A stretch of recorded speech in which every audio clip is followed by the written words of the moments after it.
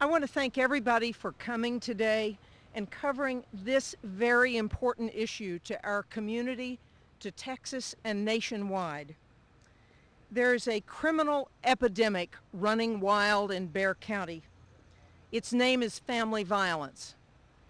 Family violence touches more than 75% of the population in some way, and other numbers are equally disturbing.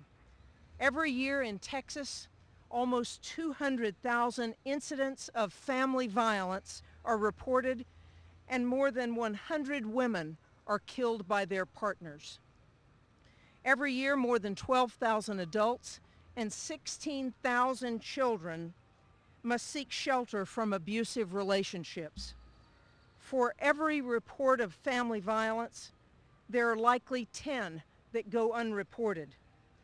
Not only is the cost in human terms astronomical, the amount of money required to deal with this problem is staggering. It chokes our justice system and it drains our treasury. Family violence touches every level of society. It has no respect for socioeconomic status, for gender, or for educational level. And it's touched me personally. I am a survivor of family violence. In fact, I'm lucky to be standing here today. At 32 years old, I could have been dead. But we'll get to my story later. For now, I'd like to ask a few others to tell their stories and share with you their experiences. Good morning. My name is Marta. I'm a domestic survivor of domestic abuse. Thank you, Susan, for bringing up this issue, and we feel it's important that all the citizens of Bexar County actually pay attention to this issue. We speak for those that are silenced, but we speak for those that won't speak, and they're still able to express themselves to others, but won't say anything. Um, we should treat this issue as we treat being green for the future in the environment. The future is our children, and we've got to stop this cycle. Please support this issue. And whether it be whoever is in charge of this county, it's an important issue that shouldn't go away and should be addressed. Thank you.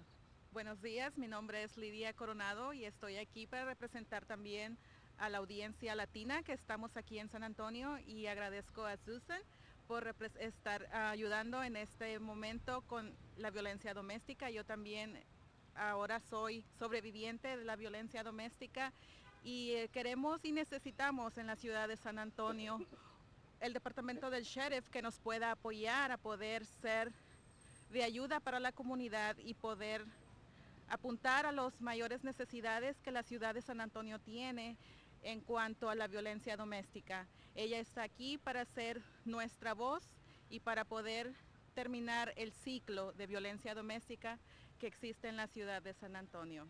Gracias. My name's Kenneth Cadena, and on February 21st of the year 2000, I got the phone call no parent wants to get. My stepdaughter, Lisa Garcia, had not shown up for work, and about an hour later, I found her murdered in her house. She was murdered by her husband, and this was a very devastating blow to our family. She had two little sons at that time, and they are continued to be impacted by the murder of their mother. This is such an important issue to the county of Bexar and the city of San Antonio. So many women and others are impacted by family violence, and it takes a strong leader to make a dent in the just the statistics of what goes on. My daughter was one of 104 women in the year of 2000 that were murdered by their intimates in the state of Texas. And we need this not to go on any longer. This is my daughter Lisa. She's As you can see, a beautiful young woman, and she's so much missed by her family and her sons. But her legacy goes on with us, and we love her very much and continue to support and encourage all that fight against this violence in our city and county. Thank you. And I want to share with you my story. I grew up in a loving, caring family. At age 24, I met my husband, Ben. And soon after we married, the charm and attention turned quickly to criticism and control. And I wasn't prepared to deal with that. He kept a loaded .38 at the bedside. He said, "You leave me, I'll find you, I'll kill you." I questioned all through my marriage whether or not I was working hard enough. What was it that I was doing wrong that my marriage wasn't as successful as my parents, who were together for over 60 years? And at a point, there was a precipitating event that occurred, and I knew the time was here that I needed to make a change. And I sought out a counselor to help me, and I had an exit plan. And so that night, I decided to leave, and the next day I had written a note.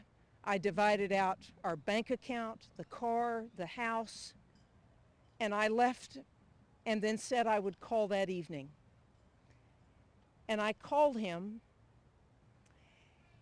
and he said that he'd found that I'd taken the ammunition out of the house, but he'd bought more. He found the note and knew that I really meant it this time. And I knew that he would do everything possible to keep me from leaving, but I had decided to stand firm, and I was going to make sure that I stood firm with that decision. And about 30 minutes into the conversation, he said, "Do you want to hear me do it?" I quietly hung up the phone. And it was at that moment he put a bullet in his head. Had I been standing before him face to face, I know unequivocally he would have put a bullet in my head and then in his, as he did. There go I, but by the grace of God. Otherwise, I would have been just another statistic on a police blotter like so many others have been. It's time we more effectively intervene in domestic violence, and as sheriff of Bexar County, I will do just that. On my first day in office, I will call for a summit on family violence and lead Stop Family Violence in a coordinated community response. I will bring together all stakeholders in Bexar County to explore how we can more effectively address the issue of family violence and save lives. I will explore what can be done by the Sheriff's Office in partnership with local experts on this subject and with other community leaders. I will make certain that the Sheriff's Office coordinates with the Bexar County District Attorney and the San Antonio Police Department, who are already taking admirable steps to address and deal with this serious problem. And together, we will make headway towards stopping domestic violence, sexual assault, and child abuse in our community. This is more than a campaign pledge, because like more than 3/4 of the population here in Texas and in the United States, I too was touched by family violence.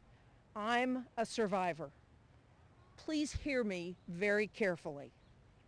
For every man, woman, or child who has been touched by or scarred by family violence, sexual assault, or child abuse, I will be your voice.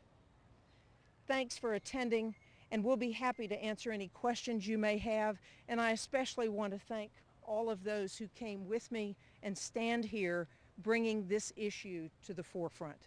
Thanks very much.